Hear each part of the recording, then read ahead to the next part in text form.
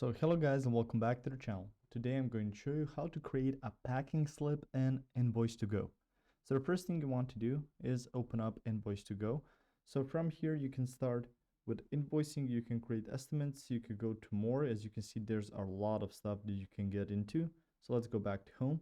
So from there, to create a packing slip, you'll first need to go to your existing invoice.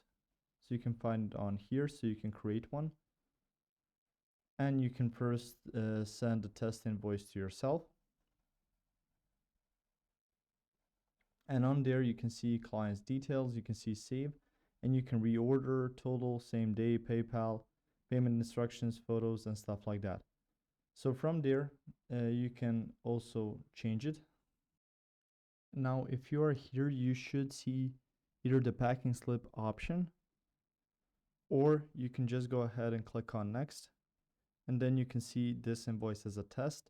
So if it's not a test, usually there is a way once you click on send, and you will see here registered business name, trading name, registered business address.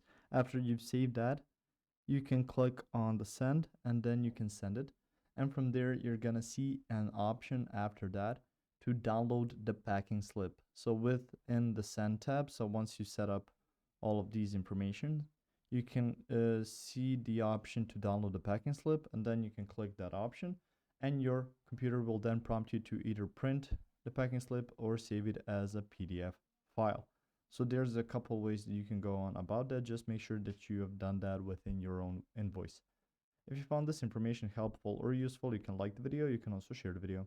You can subscribe to the channel and click the notification bell to get notified about new videos on Invoice2Go or some other topics you might find interesting as well. Thank you very much for watching this video, and as always, I will see you guys in the next one. Goodbye.